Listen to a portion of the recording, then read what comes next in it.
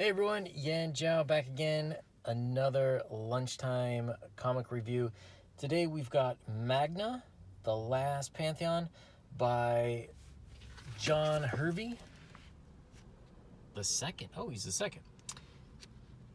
We've got pencils by Marcio Abreu.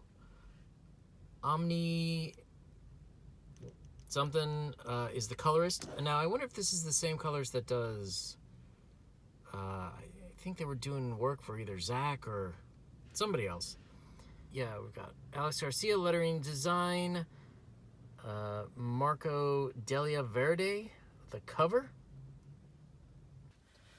So Magna is the story of this woman, Katy.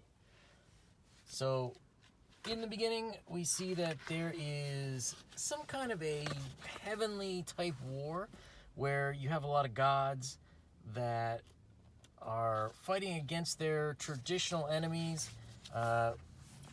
We have Olympus, Egypt, maybe with Moses, and we have China and Finland with the Norse gods here.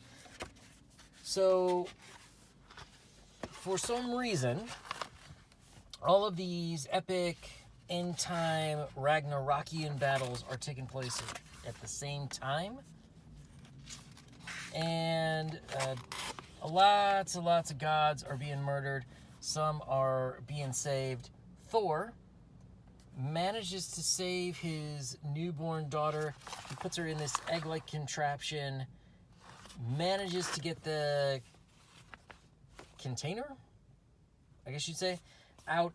It gets lost in the middle of the sea, and it kind of stays there for thousands of years. Thor, unfortunately, is no more, but his brother Loki does survive.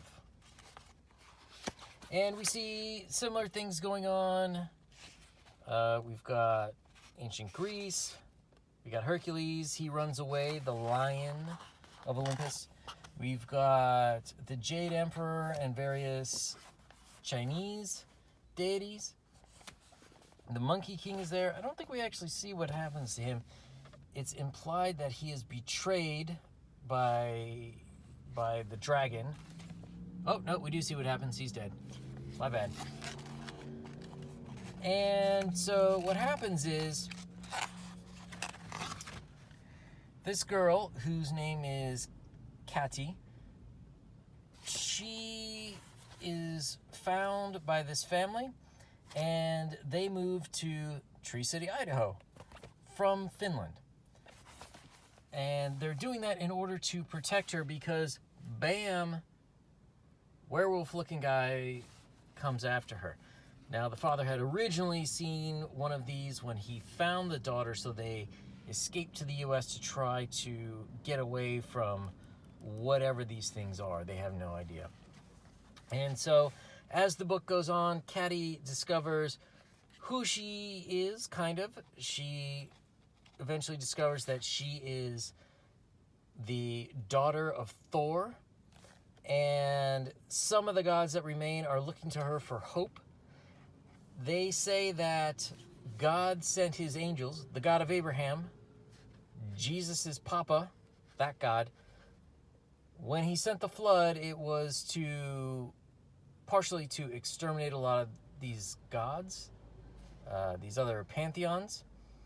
And if you read the Old Testament, you do know that the ancient Israelites did not consider there to only be one God. Yahweh was the God that they chose to worship, right? So even in the Ten Commandments, you shall have no other gods above me. It doesn't say, hey, dumbass, there are no other gods. It's, I'm the big cheese, worship me, nobody else above me. All right, so Katy ends up caught in this struggle. What's she gonna do? What's up with these other pantheons? What's up with this war? At the end, we are sort of left wondering, waiting for volume 2, which Mark Hervey has told me, I believe, should be at least on Indiegogo this year, if not shipping this year. I'm not quite sure exactly where he is with it. But it's a really interesting concept, the way that a lot of different mythologies are combined and how it sort of interrelates that if you believe in the Judeo-Christian God, how all these things could potentially fit together.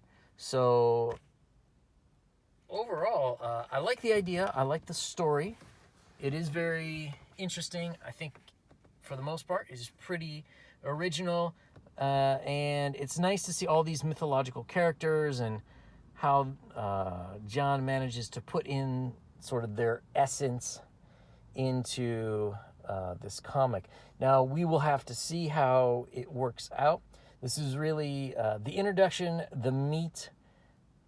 Now we can go from here and get into, I guess you'd say, Act 2, and see how it builds. We do not entirely know what's what. So these gods, one of them is Loki, who sort of thinks of himself as the leader, and he is a trickster god. So are these guys good? Should we really be rooting for the angels? Will Magna, who that was Caddy's original name, will she save them somehow? Is it good for her to save them? Or will she, I don't know, will she maybe complete their destruction or just say, screw you guys, and go back to living on a farm in Idaho? Who knows? So the book itself, nice cover. So this one is Elizabeth Torque. I like this. There were several different color covers. This one is my favorite. And let's go in here. So the artwork itself, the pencil and ink, I think are pretty decent. It is definitely stylized, but it works pretty well overall.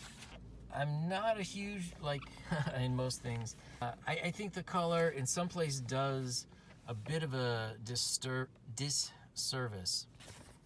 So even things like down here, I know it's a little bit difficult to see due to the sunlight, but this background color and this foreground are kind of like the same intensity. So nothing really pops. And that's kind of what we see in a lot of this. Like, I would almost want to see this whole background, all the grass and stuff, more washed out so we can focus on these three running to the house. I will find, there we go. So here's one that works pretty well, right?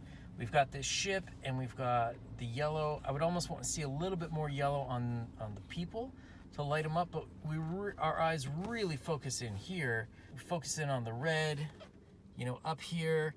This is nice. The characters are nice and dark against a much lighter color background. Again, excuse the sunlight. So like that page works, but then there's some other ones. Like this one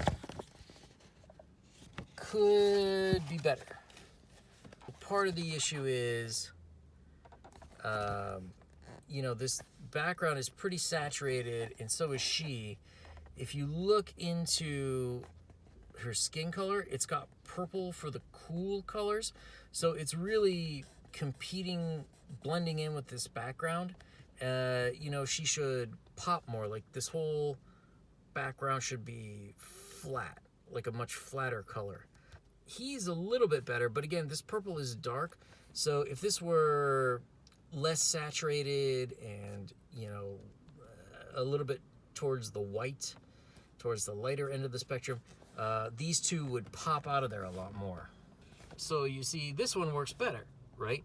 Because he's very contrasty against the background. Her skin still has the more purplish tone, which contrasts it a bit. I mean, we get a little bit of blending in here with the hair, but overall, this frame is much stronger than this one. And that's just some of my issues with the color.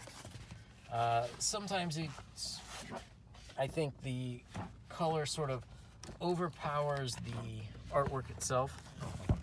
Here we can see another one. You know, they're blonde, so our eyes are going to be drawn like right here in the frame. But these guys, again, it's that purple color with the purple color in the background. Like, they need to pop more. This background needs to be lighter, so these guys pop out. Or these characters could be lighter. You know, they're kind of like a purplish, dark bluish, grayish color for their clothes and stuff. These could be white against this dark background and they would pop. That is that. Overall, I really like this book. It's definitely got my interest. I'm in for book 2, which, you know, hopefully we will not wait too long for. In talking with John, supposedly this series works in with his Black Tiger Kung Fu series. So it'll be interesting to see how exactly the two mesh together. They're supposedly in the same world. How does that work in a world with gods? This is Magna, The Last Pantheon. I think it may still be in demand on Indiegogo. If it's not, check it out when book 2 comes out. I'm pretty sure John will probably have it up for sale again. So, everyone, if you like this video, give it a thumbs up, subscribe. What did you think about Magna? And what do you think? Are these Pantheon of Gods, are they good? Are they bad? Leave a comment down below and we'll find out.